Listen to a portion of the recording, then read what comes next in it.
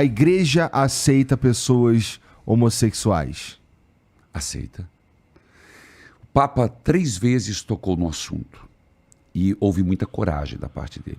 Eu vou te responder, e eu sei que eu vou levar bordoada. Esse assunto da sexualidade, você tem que entender assim. Existem 10 mandamentos da lei de Deus. 10. Desde amar a Deus sobre todas as coisas e o último. Impressionante que dos 10, só o sexto é hiper, mega, vou usar igual uma assessora que eu tinha, hiper, mega, power, censurado, valorizado. Por que o Ocidente, o ser humano, fica sempre em cima do sexto mandamento? Não pecar contra a castidade. Será que não pecar contra a castidade é mais sério do que não levantar falso do próximo? Será que a castidade é o bicho papão de todo ser humano? Falando de sexualidade, que parece uma coisa nojenta.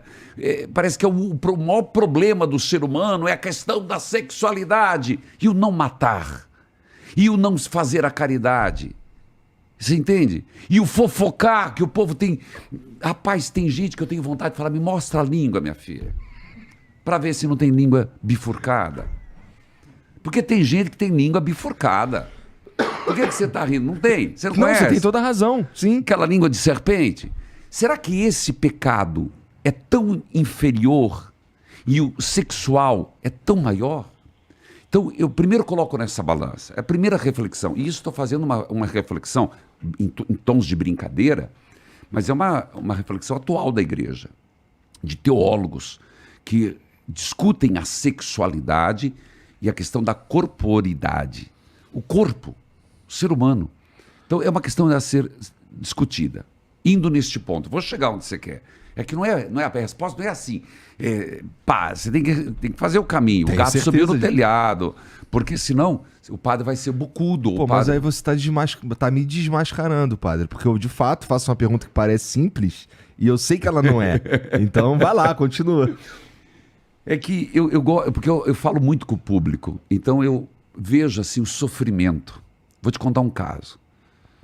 Uma mulher que ligou para mim, o sofrimento que ela tinha em me dizer, eu atendo ao vivo, eu não tenho, tem bina, nem existe mais bina. Né? Não tem identificador, a gente não faz triagem.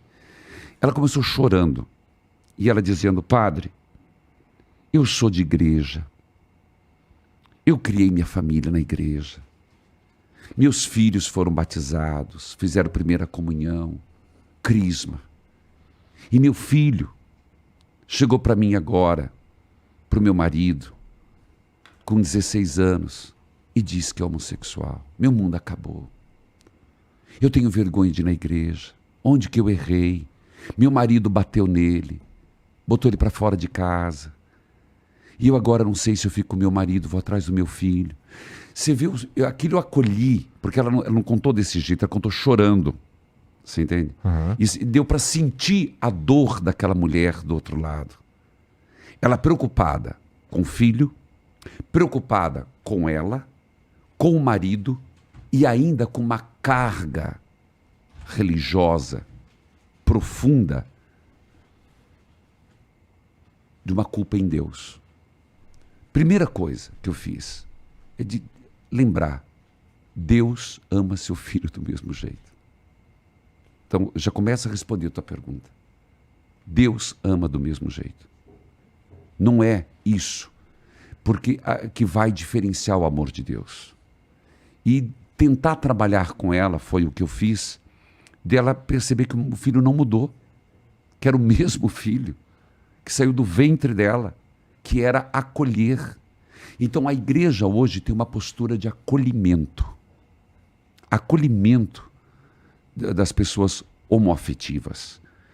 Isso, o Papa teve 3 vezes coragem de falar.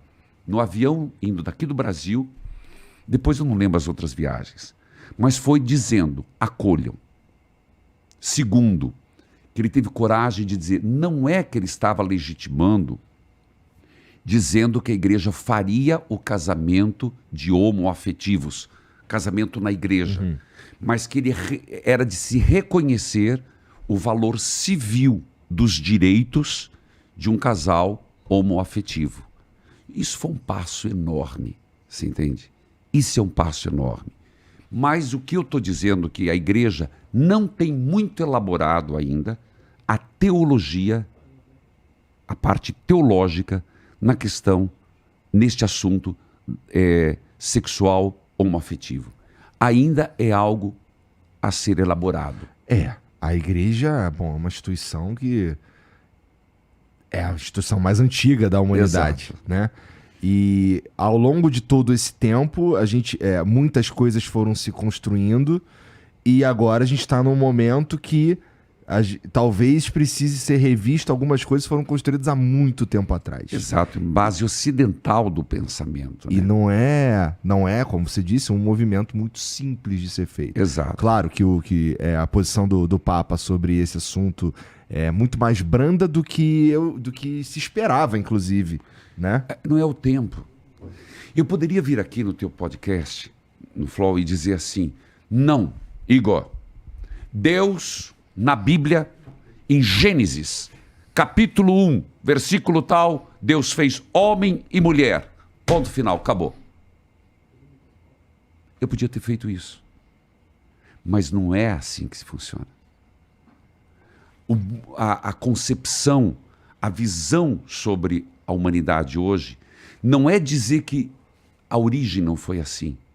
É como acolher no plano da criação a nova realidade que se impõe.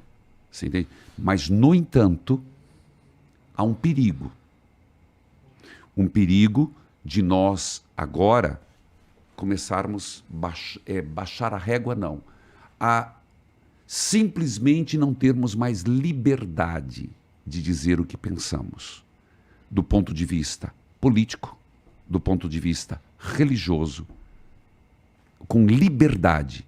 Isso é um problema sério que vivemos. Com certeza. De um lado, perseguição política. Do outro lado, o que é politicamente correto. Então, nós não podemos também nos acovardar. A igreja ela não pode deixar se acovardar e deixar de ser profeta, mesmo sem ter respostas para tudo.